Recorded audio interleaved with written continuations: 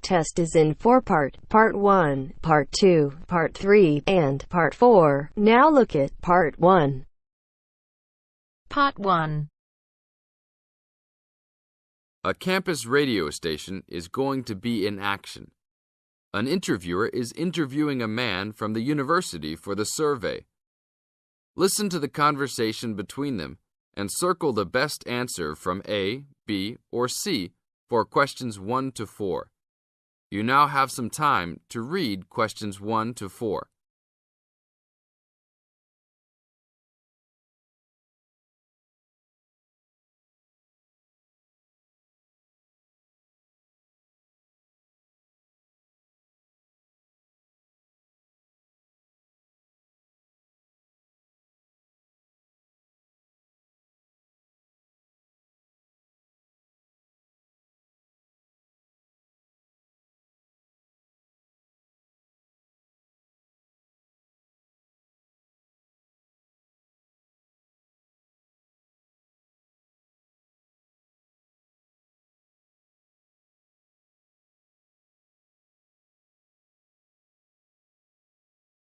Now, we shall begin.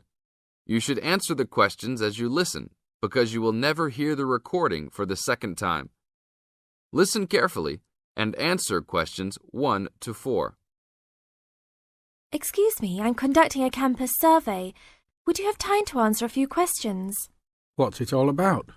We're doing some market research for a new campus radio station starting in the next few months. That's okay. Sounds good. Great. I'll just work through this form with you. And if we could start with some personal background information? Sure. Right. If I could have your age, please. 26. Okay, good. And are you a student, teacher, or in another job? Well, I'm a tutor, but I'm also a postgraduate student, so I don't know what you might call me. What do you think? Okay, well, I'm more of a teacher, really. Fine. And would you mind if I asked about your salary, or I could leave it blank? No, that's okay. It's $20,000 a year. Thanks. Right. Now about your current listening habits. What would you say is your main reason for listening to radio? Well, I'm usually busy during the day at work, so I usually only listen to the radio at night. It helps me relax and unwind, even if I'm studying. Good. And how many hours a day on average do you listen to the radio? Well, not a lot really. I'd say just over an hour all told. Now you have some time to read questions 5 to 10.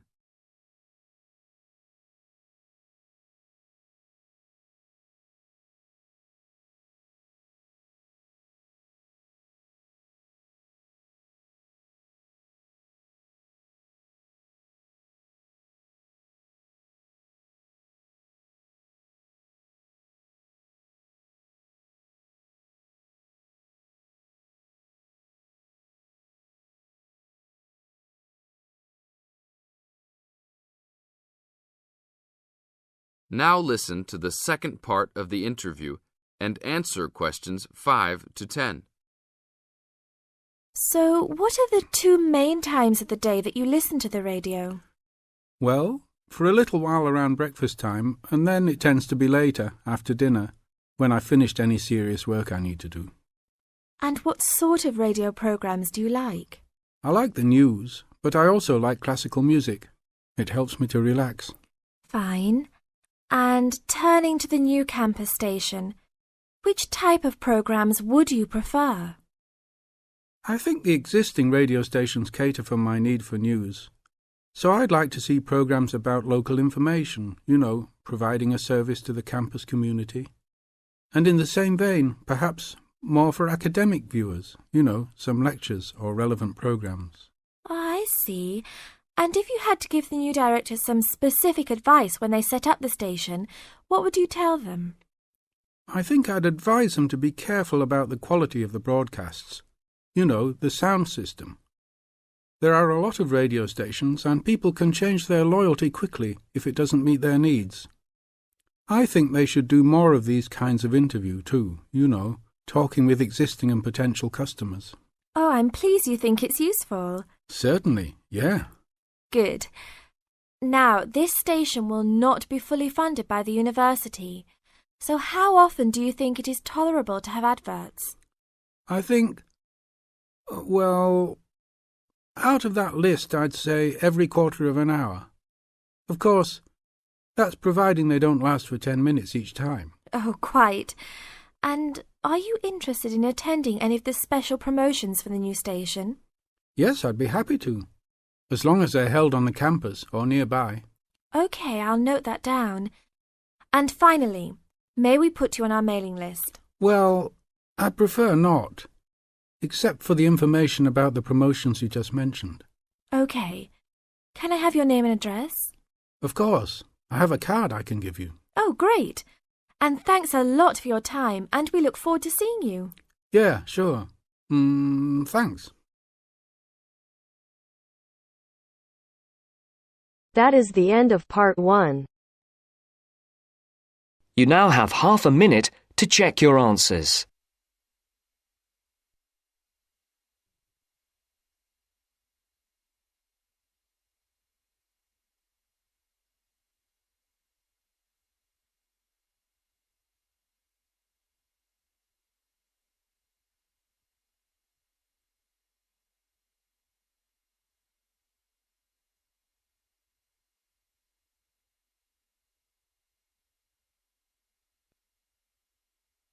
Now turns to part 2. Part 2. You will hear a talk about Runwell, a charity that raises money by organising running races. First, you have some time to look at questions 11 to 17.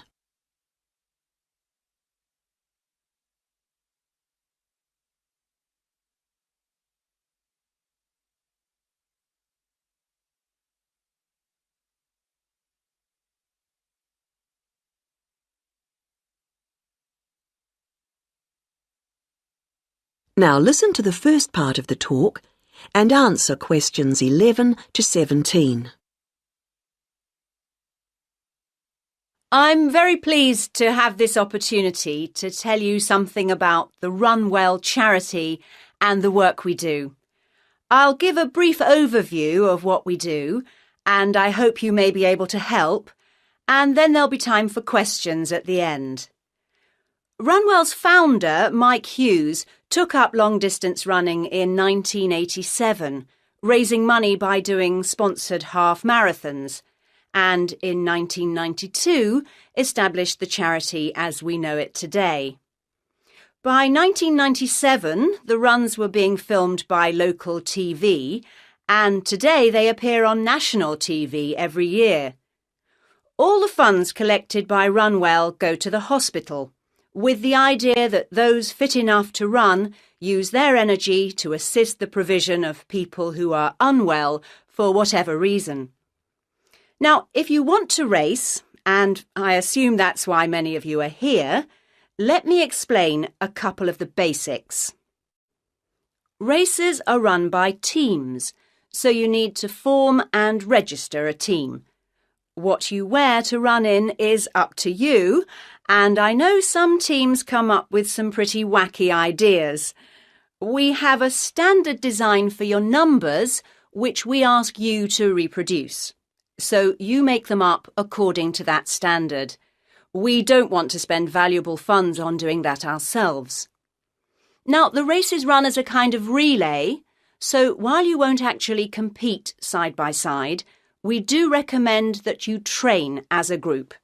This helps to optimise performance and build team spirit. It will also give you a fair idea of how much you need to eat and drink over the race distance.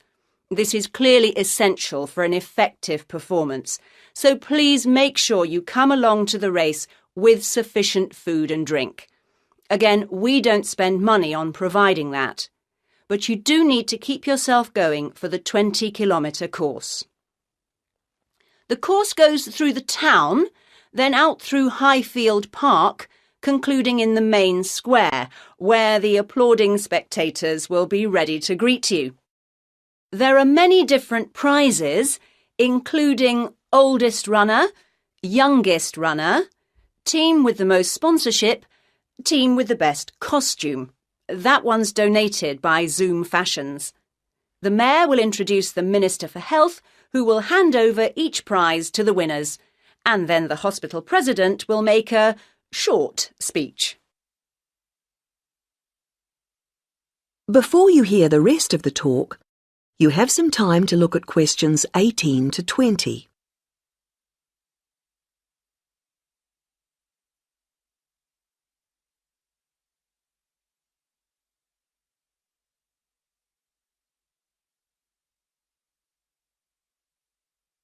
Now listen and answer questions 18 to 20. OK, that's the big race. But I know there are many people who don't feel they are up to running a 20-kilometre race, but who would nevertheless like to raise money for Run Well.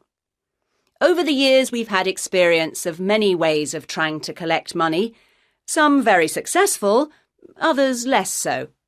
Now, of course, 20 kilometres is too far for children to run. But there was a sponsored swimming event at the local school last year, and that did very well. People have also tried to organise food-based events, such as selling homemade cakes and bread and so on at the market. And there was a large picnic arranged in 4 Bright Gardens, although these events failed to justify the efforts put into them, though I'm sure they were very tasty. These days, so many people are out at work all day that going from house to collect money isn't very effective. But it is possible to raise useful funds by selling small promotional items, such as badges with the Run Well motif on them. We're currently checking to see if postcards, perhaps showing the race's winners each year, might also be a good idea or not. We do appreciate the efforts that have gone into selling second-hand goods, but to be honest, the returns have not been very high on this. One very dedicated group organised a team quiz recently, which went very well, and it would be good to see more such activities. There's also been talk of a concert, but we'll have to see how plans for that progress. Now, are there any questions at this stage?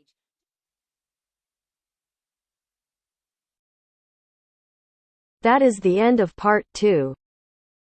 You now have half a minute to check your answers.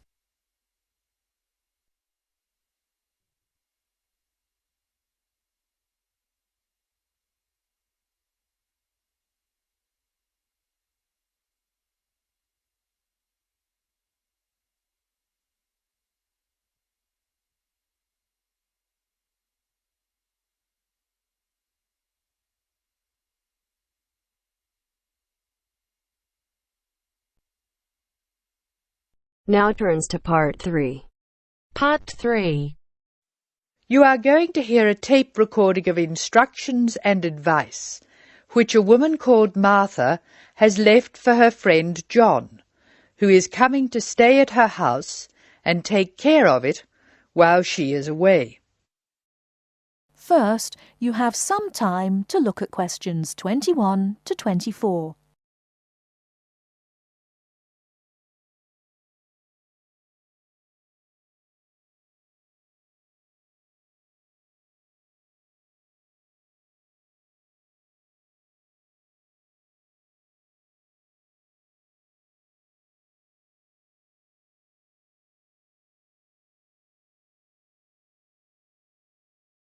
Now, listen carefully and answer questions 21 to 24. Hello, John. Welcome to the house. I'm really pleased that you can be here to look after my house while I'm away. Here are some things you need to know about the house. Important stuff like when the garbage is collected. In fact, let's start with the garbage, which is collected on Friday. Just write garbage on the calendar on the days they take it away.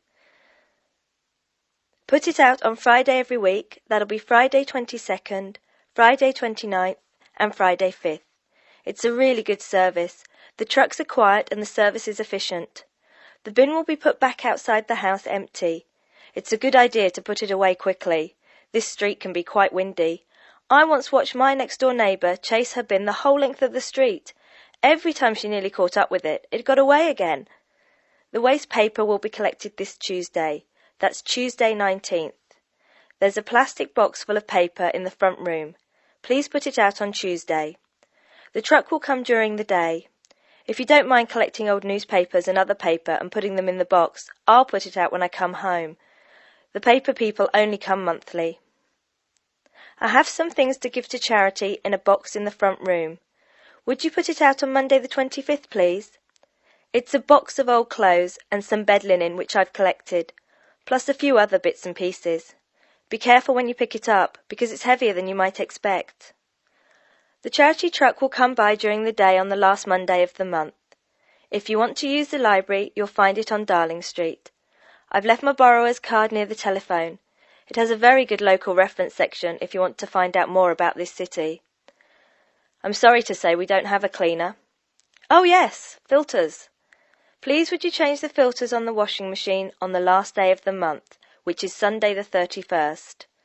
We find that the machine works much better if we change the filters regularly. The gas company reads the meter outside the house, so don't worry about that. I think that's all the information about our calendar of events.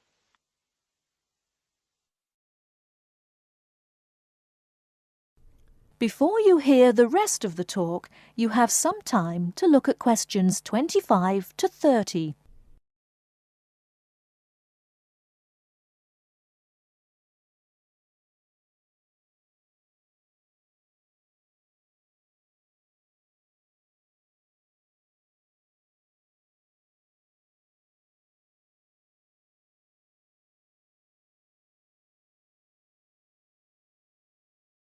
Now listen and answer questions 25 to 30.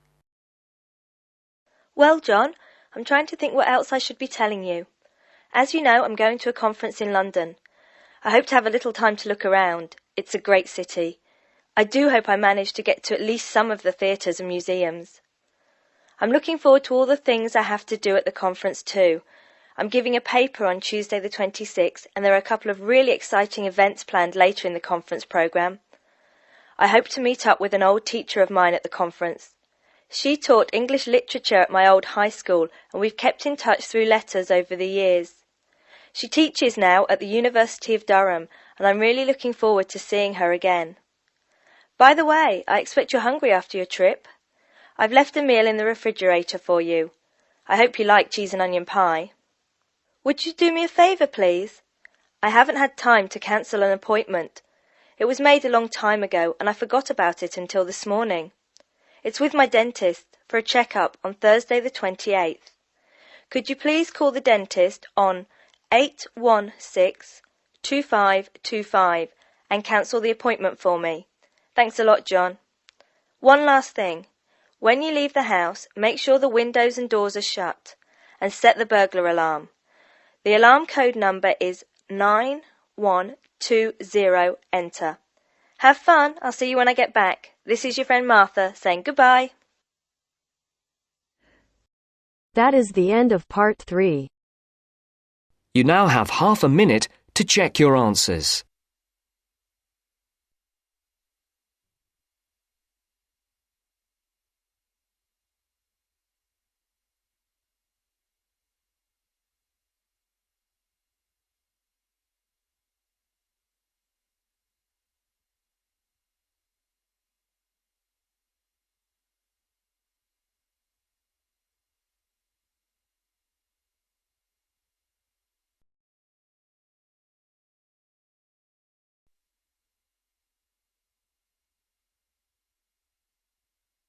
Now turns to part 4.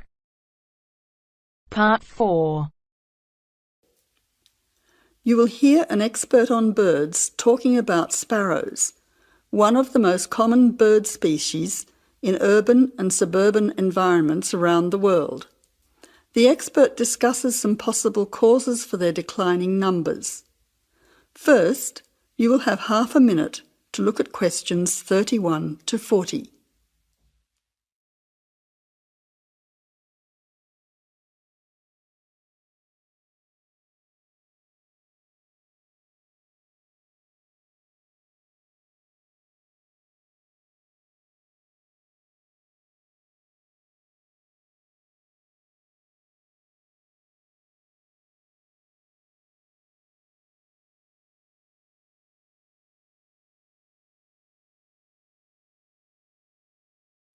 Now listen carefully to the talk and answer questions 31 to 40.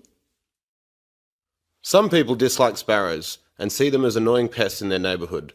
Others see them as an interesting part of the urban environment.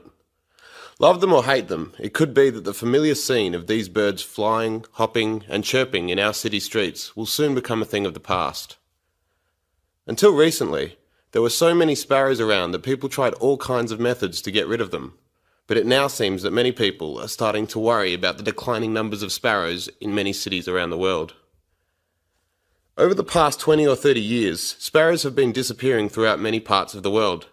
In Britain, since the 1920s, the overall population of sparrows has declined by 92%. In London, they were once so plentiful that people who conducted regular surveys did not bother to count them because they were simply too common. Now there are none. This decline has also been recorded in some cities in continental Europe, parts of North America, and India as well. Some people will be surprised at this, as they probably still see many sparrows in their local neighbourhood. But whereas some suburbs may have large numbers of sparrows, in the next suburb there may be none. So, why are they disappearing rapidly in some areas, yet still exist in large numbers in others? Well, it is a bit of a mystery. Some say it is due to local issues. There are a number of factors here, one of which is harassment or predation. Other local animal species harass them, and domestic cats hunt them for food. Secondly, there is increased competition both for food and for nesting sites from other seed-eating birds in the neighbourhood. And thirdly, it is now more difficult for sparrows to make nests in modern buildings due to more effective modern building methods. Recent studies suggest that another reason may be related to a problem with the breeding success of the sparrows. Although they continue to breed, the young nestlings keep dying. These deaths have been linked to a lack of insects, such as aphids. This decrease in the availability of insects, it is believed, then causes the young nestlings to die of starvation or dehydration.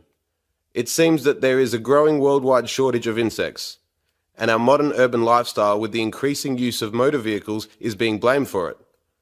It is suggested that the carcinogenic chemicals released into the atmosphere by unleaded car exhaust fumes is having an impact on insect numbers. Another theory, which is thought to be affecting sparrow numbers, is connected to our technological advancement. According to some experts, the mobile telephone towers that are now a feature of our modern cities emit electromagnetic radiation, which might affect the sparrows' central nervous systems and result in their death. The evidence is only circumstantial, and sparrows still continue to thrive in some major cities. However, it is interesting to note that in the 1990s, the use of mobile phones and unleaded petrol skyrocketed, and both coincide with the period of the sparrows' declining numbers in many modern cities. That is the end of the listening test. You now have half a minute to check your answers.